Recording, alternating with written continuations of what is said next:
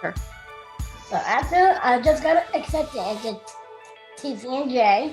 Stands for the College of New Jersey. Go Lions. Thanks for saying that. I know. Yeah. Wow. You must be pretty excited. There, and it's a 4-year college. Wow. So that means you're going to be away from home. Yes. Someone will be very disappointed. Very sad. Well, so we can't talk about it.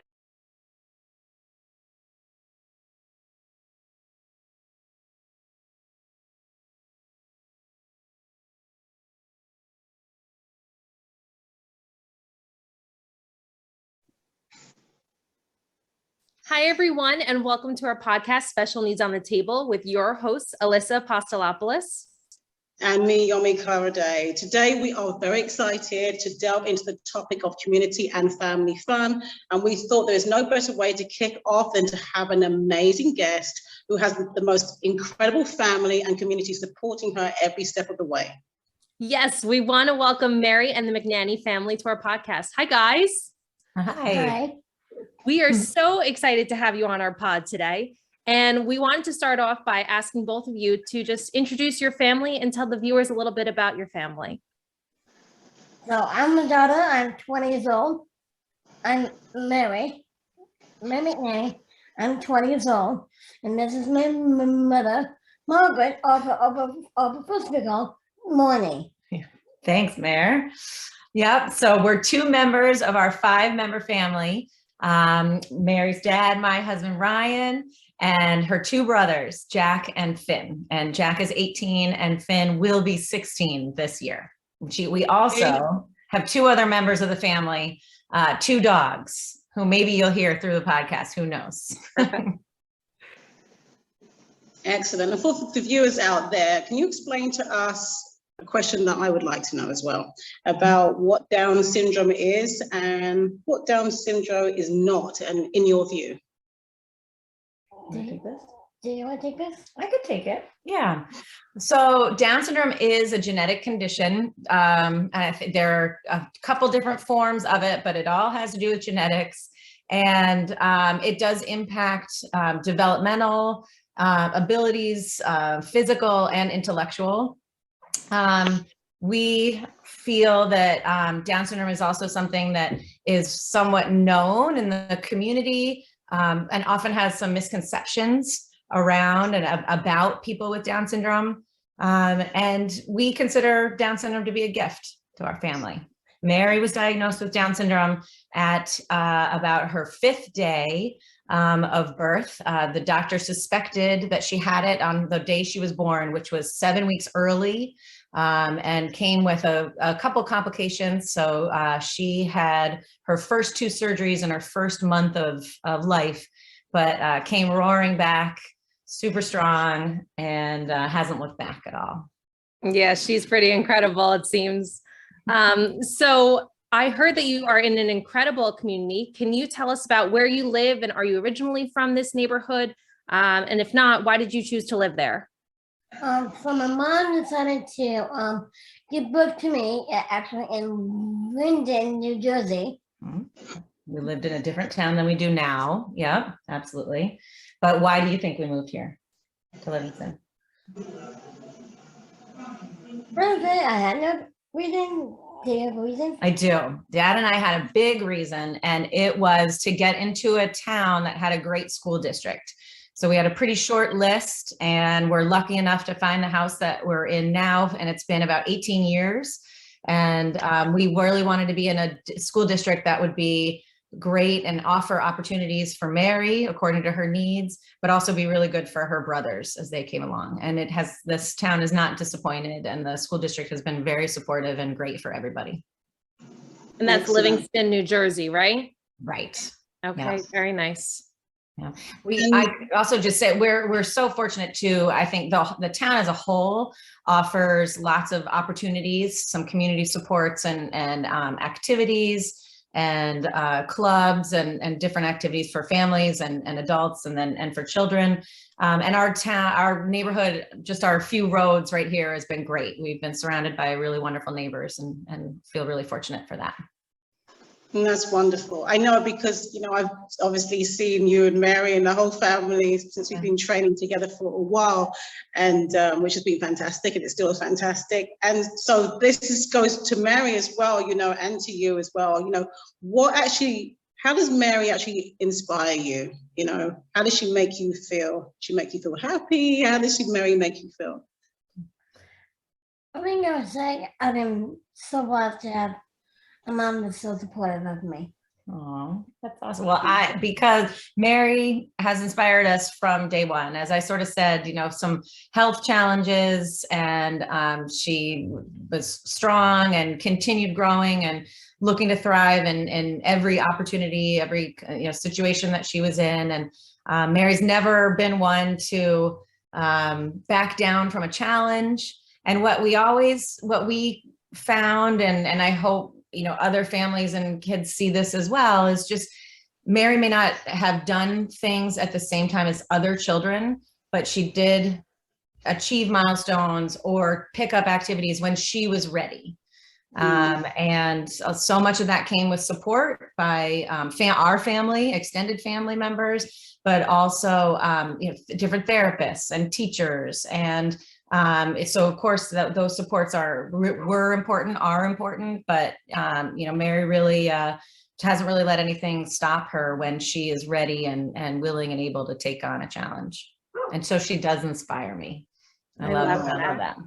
Mary, do you think you're unstoppable? Yes. Yeah, absolutely. I love it. So tell us a little bit more about yourself. You told us you're 20 years old, but what about school? Where do you go to school now? Where are you going to go after you're done at the school you're in? So now I'm in Canada College of Morris. I take 2 classes as of right now. Okay. What classes are they? They are photography and child development. Wow. Those are amazing. Are those your passions? Child development is certainly my passion. Nice. Wow. So what would you like to do with this passion? What job profession would you like to do? I want to be an instructional aide in an elementary school. Wow. Wow. Beautiful. Wow. You do know Alyssa is a teacher. You do know that. She's a special needs teacher. Mary, I think you'd be incredible in that setting. I just have a feeling already that the kids would love working with you. Thank you. That's really neat. Mary has a great ability to see what's happening and see what should be happening and help people kind of get to where they're going. So I think a place where you're helping others and helping teach would be really, really special. Where are you going to school after the school you're in now? You said you're in a community college? Yes. Okay, so what about after? So after, I just got accepted into TCNJ. Stands for the College of New Jersey. Right. Go Lions. Thanks for saying that. I know. I have to. Wow. You must be pretty excited. There, and it's a 4-year college. Right. Wow. So that means you're going to be away from home. Yes. Someone will be very disappointed. Very sad. Well, we can't talk about it too much. Okay. So what about some other hobbies or activities that you like to do in your free time? I like to, as belonging, I like to watch shows on my iPad. I like to write stories and then like to read. Ooh. Right. Wow. And also you're a big sister, correct? Yes. Okay. So how many brothers do you have again? 2 brothers, even though one brother is working outside. Oh, right. Well, right. One of the 4-footed siblings is barking outside. But, the other one. Yeah. 2 human, 1 not. Okay. And so how do you push your younger siblings to do better? I would say to help find their confidence, find their passion, and just go out to their dreams. Beautiful. Wow. Can I be one of those too? Nothing stops you, Yomi. So you sound like, it sounds like you have such an incredible family. And I also heard that you have a really amazing friend. Can you tell us about your really close friend? So yes, my best friend is Major Coin. My mom said she has a wonderful family, 2 brothers, 2 sisters, and she really has been there for me through every step of my life. What do you guys do together? We go for walks when it's sunny out. We play games. We watch movies. We go on long overnight trips together. Wow. Can you explain one of those night trips that you've had together? Me has a boyfriend and has a friend to me named Teddy. We have 2 sets of twins. Big family. We Oh. got welcomed and embraced Mary as well. So you guys get to go where? And they always rely on my every word. About me. But you have to include them too. Mhm. We got mini golfing. We got ice cream. We go to the beach. We get Chinese food. Yeah. Wow. And Maisie's studying to be a teacher of with special education certification and expertise and get her master's. She's doing amazing things. That's wonderful. Now your friend Maisie's doing some great things. So what's one of your greatest achievements? I would say getting my Heart of Atlanta at my sports awards. And they got over the past. Right. Yeah. A couple years ago when Mary was at the high school full time, I can't remember what year it was, your sophomore or junior year. And she was awarded the Heart of a Lancer Award, which was for a student with showing the most spirit. Mary served as the manager of the field hockey team for all 4 years of your high school time. And lacrosse. And lacrosse. You did lacrosse as well. So she honed her skills in helping run things and encourage others and be positive. So that was a really neat identification. Oh, well, right. And then you was the Heart of the Lancer. She was given an award at the senior awards. Yeah, that's right. That's a similar aspect for spirit. Varsity letters. Yeah. You got a couple. We were awarded varsity letters. Yeah. And then the SEC of being the only girl on the bowling team. Oh, yeah. Mary was a member of the bowling team. So she's stayed active and busy through all her school years and even now, right? You're still bowling? Every Wednesday, just me and Mom. Yeah. Yeah. I love that. And I'm sure you're going to continue doing so many amazing things with more achievements to come, especially with these, college years with TCNJ coming up. Yes. So lots to look forward to. So Mary, can you tell us if there's somebody who doesn't know about what Down syndrome is, what would you tell them? I would say you're really doesn't matter who you are, you're loved, and just go after your dreams. Beautiful. One of the things that we say too, I think you tell me if you've heard this before, that people with Down syndrome are more alike than different, right? But so there may be different ways people learn. There might be different ways people like sizes and height and things, but that, at the inside and in your heart and activities and interests, people are more alike than different. Found that, right? Yeah. That's great. Because it's good that people know about that, because sometimes people have these preconceived ideas of what Down syndrome is. And there's always like this whole limitations thing, just special needs across the board.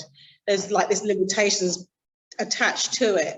Right. But as you know, with Mary, there is no limitations. Mary just keeps climbing as high as she can get. Correct, Mary? Yes. Yes. Yeah. And I think you might, the sort of what yours in terms of limitations, it's also expectations, right? That people, when expectations are low, people may not achieve their full potential. So if expectations are high, expectations for being happy and being busy and achieving and doing what interests you and what you want to do. If that's high, people can achieve so much. Most definitely, most definitely. We want to just go back to the family. I know not everyone's there. I miss Ryan, I miss Finn, I miss everybody. Where is everybody? I know, sorry. There's working, there's practice, there's lessons, guitar lessons happening. They're all over the place. Which is good, but we're just act as if they're here right now. But so now, just like people to, I want another question that I want people to know. Is there anything that you feel is missing in the community right now? Yeah, I think what is really striking me right now in meeting some people, and even just for myself, Mary has, she's still in that transition phase. So between 18 to 21, and there's so much that has to happen, from guardianship issues to healthcare proxies to registering for state or federal support, Medicaid, and and their processes are hard. They're complicated and convoluted, and then just finding supports for day-to-day activities or living, and things for your family, respite services, and there's such a varying degree of knowledge between families, and that's partly because it's so hard to find what is all out there for families. So I'm really struck by that lately, is just how challenging it is for families to find services and find support, and makes me feel really thankful when there is an organization or a person who can help be that guide. But it becomes really clear when you're meeting people that not everybody has those resources, and that's frustrating, and that's hard for I'm sure for teachers, as knowing your students. You want everybody to have that same level of support and knowledge, and it's not always like that. Yeah. And speaking of support, what would you say to the families who feel like they need more right now? They need more support. What would you guide them to do? Because you guys have done so many things successfully. Yeah, I think it is, so many people find great resources from friends, families who have children who maybe have similar medical or intellectual and developmental issues. So finding those similar people in similar situations and asking sort of what they're doing, having those conversations, taking advantage of support groups if that's kind of your route, being on the internet and doing searches for local organizations, asking your town, potentially through the recreation department if they offer, or if they know of programs for keeping especially younger children, but through adulthood, hopefully keeping people active. And then there are some national organizations as well that offer, can point you in different directions. Sometimes you have to bring a lawyer into your life because of some of these needs, and you can find special needs or lawyers who are dedicated to working with families with family members with special needs. So I think that's important. And then, the school districts should and can certainly be sources of support. The reality is there's a lot on their plate. So they may not always have all the resources at hand, but it certainly is a good place to start. Excellent. So I know that you had to do so much yourself in finding resources for Mary. You seem to be able to find gold mines somehow in some way. All of the people. Is there any out there that you can share with the audience? Yeah, I mean, I think really for us, it's the people that we've met along the way. So Mary came home after 6 weeks in the NICU at the hospital, and we were so fortunate to be able to start relatively quickly with occupational therapy in the house. early intervention, physical therapy and speech therapy. And those individuals were just invaluable resources, especially for a first-time parent. Mary's our oldest, so we'd never done this before. So it was really great to, to sort of use people as resources. And then, furthering the early intervention journey and the organization and that's provided those services. They've been a resource since the time that she started. And I think, sort of what's been important for us along the way is just sort of to foster positive relationships and sort of be open to who could help, and sort of look at people as resources, and how, and I think we try to do that for our sons as well. What do they need, and how can we kind of help find those resources? So is there any specific one that you'd like or could want to mention? Yeah, I mean, it was for us, the local ARC chapter. So the ARC of Essex County here in New Jersey is the chapter for us that started. Also, provided are early you the president? So I was lucky enough about 10 years ago to be asked to be on their board. So I definitely don't want there to be a conflict of interest, but we started doing early intervention with this organization when Mary was 3 months.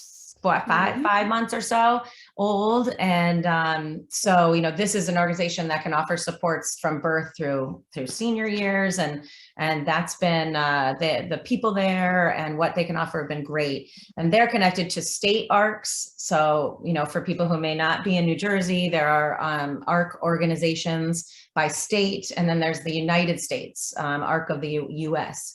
So I feel thankful for what they've been able to provide, and that, and then again the school district for us we've really had some great supports. And wow, you really have just shared just so much wonderful insight, and both Mary and Mom and the whole family. I just want to say thank you on behalf of Yomi and I and the Special Needs on the Table podcast. We really can't thank you enough for opening up about your life and sharing with us all that you've accomplished and that we know you're going to continue to accomplish even more.